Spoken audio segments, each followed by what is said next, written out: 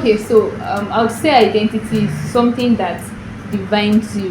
Like, what are the values that you hold there? What are the beliefs? What are the things that guide you? Like, when I see you, what is that thing that I can use to pinpoint that, okay, this is you? So, like, you can have plenty Adeshewa. You can have like 10 Adeshewas in the room. What makes your own Adeshewa different from the other 9 Adeshewas? Hi guys, welcome to She What Conversations. My name is Adeshewa and Gift, and thank you so much for the support from our last videos. I mean, the likes, the shares, the comment, it was just so massive. we're really grateful. Thank you so much. So guys, on today's episode, we have a special lady in our midst. I mean, Oyin is an intelligent young lady. She's an entrepreneur. She's a medical student, a nurse in the making. And trust me, if by this time or at this time you don't have your journal, your pen, you are actually doing the wrong thing. Please go grab those things while we travel. Yeah, guys. So guys, we have Oyin in our midst already. So yes, let's meet Oyin. Okay, my name is Falola Oyinlola. I'm a nursing student from University of Ilorin. I'm in my penultimate year. I'm also an entrepreneur.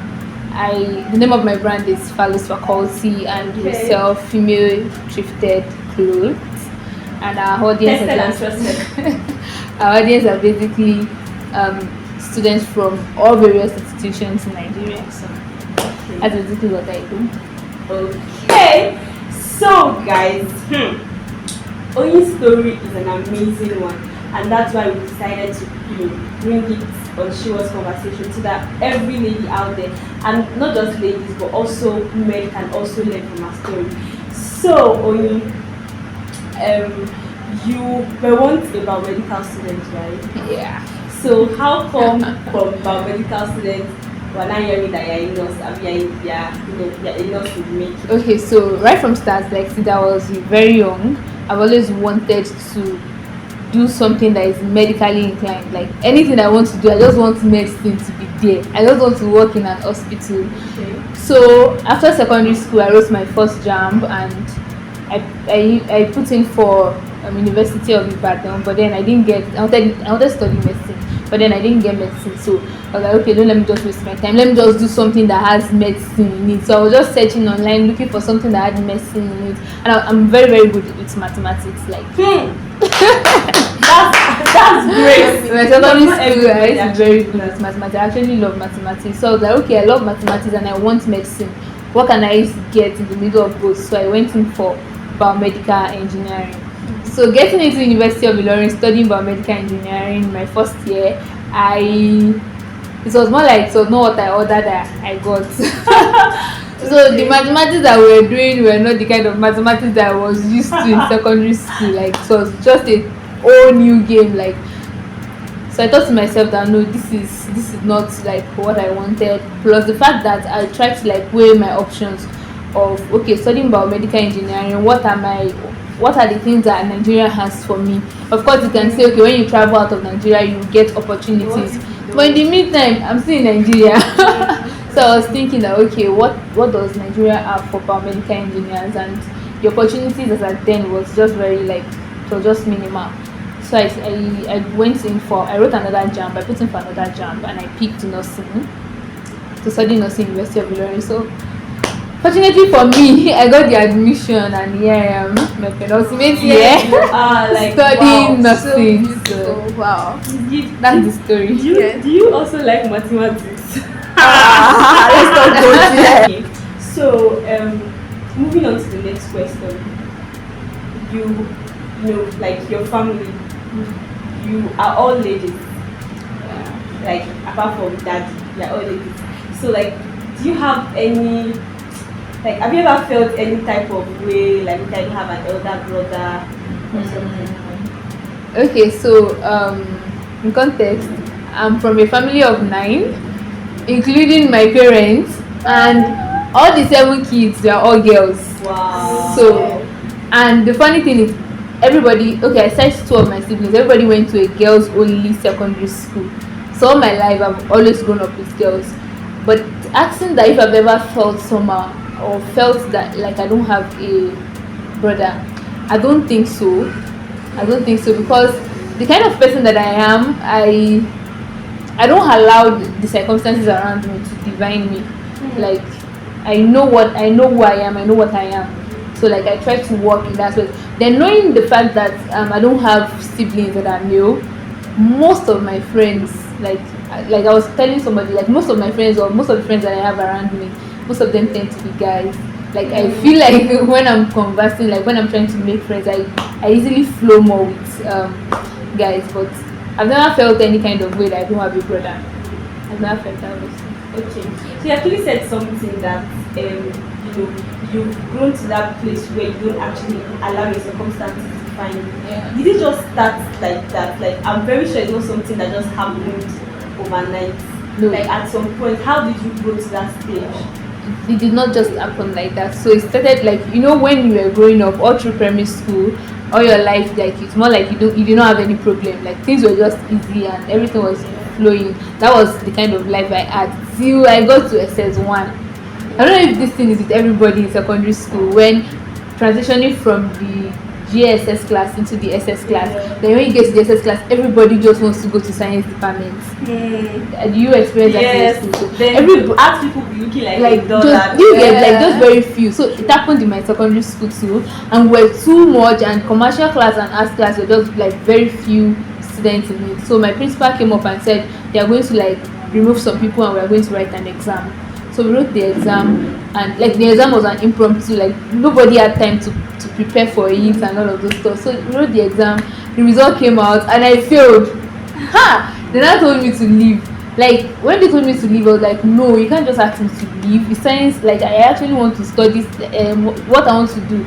It's science. I want to work in an hospital. So you can't ask me to go to commercial class. You can't ask me to go to arts class. So I fought for it. So since then, like I've had that mindset that no matter what it is that is going on around me, I just have to like fight. I know who I am. Like I know what I am. I know what I want. So I like to like fight for it and go for it. So like you cannot divine me. You cannot say okay because everybody is in science class and because of an exam you want to remove me. No, I have to be there because I know that okay, what I want to be in future, I have to be in this particular phase. So like how did you now like when they said okay you failed, what did you now do next? Did you like your self-esteem, everything? Actually, it boosted my self-esteem. Boosted? It boosted it. I'm not going to lie. It boosted it because after then, when the thing first happened, I packed my bags and I went to commercial class. Then I started writing notes. In one day, I already finished writing. I don't know this course. I think commerce or something. I already written all the notes and I was already reading for it. When I entered that class, I was like, I'm going to be the best graduating student in this class. Like that was what I was working with was that you guys told me that I cannot make it in science. I'm going to show you that I can make it in commercial. But then at the other hand, I thought to myself that this is not what I wanted. So I went back to science. So going back to science department now, I went there with the energy that you guys told me that I cannot do it, and I want to prove to you that I can do it. The same school. Wow. I went to the principal. I told her that no, this is what I want, and this is what I want to do. So she told me to go back. After that SS1, from that SS1 till I graduated in SS3, I was the best graduating student in science. Wow. So like the thing boosted my self-esteem, like because more like they already like degraded, they downgraded me to you do not belong here. So like I needed to prove to them that this is where I belong. Okay, so I'm actually enjoying this conversation already. I have a question to ask you. You know, at that young age, how did you have that kind of confidence? I'm telling you. I need to know. Okay, I think one I should give kudos. One of the things that helped me in this particular phase is the kind of friend that I had in secondary school. So yeah, friend, kind of people that you have around you definitely define how you are going to end up. So I had friends, but I have a particular friend. Can I mention names? Yes. But I have a particular friend. Her name is Stella Oyekomi. Stella is one of those people that pushed me. Like more like before secondary school, Stella was like exposed. She grew up in Abuja. She was experienced. She has been going for like competitions and all of this stuff. So she's experienced. But then me, I'm coming from Ilorin. I don't have that experience. But then I was privileged. I'm sorry, don't you? But like being able to like mingle with that kind of person, it boosted my self-esteem. Like it changed my orientation that you can be whoever you want to be. In case you are with your friends, having friends is very, very, very important. Okay, so the good kind of friends. Good kind. Thank you. Coming to University of Ilorin, like you already moved from biomedical to nursing, and then was it around that time you started your business? Okay, so I started this particular business because I've been doing other business before. But this particular one, I started when I was in 100 level nursing. So I'd already done 100 level biomedical engineering, so I was integrated into the system of Ilorin. So in 100 level nursing, I was very relaxed because I felt like I've done these things before. There are people that just come with their JJCs. So I was relaxed and I felt like, okay, I have time, I can do business. So I was devoting my time to business. It was in 200 level, my classmates, my classmates knew me because I don't attend classes. Wow. I just get my materials and I study them, and that was it. So I started my business in 100 level. Okay. So instead of when people were going to class to study, I was doing business. And you did not, like, no one was suffering. Okay, no hand was suffering actually. None was suffering because I was able to manage my time. I knew when I'm supposed to do business and I knew when I'm supposed to like study for my exam. So like I had a good grasp of my time, proper time management.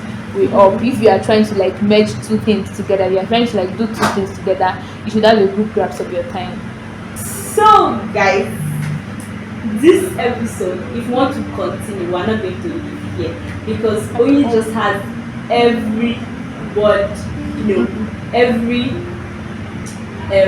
right word to give to each question. But then we have to call it a day and maybe have a second, episode about this whole thing, and then we'll bring her back.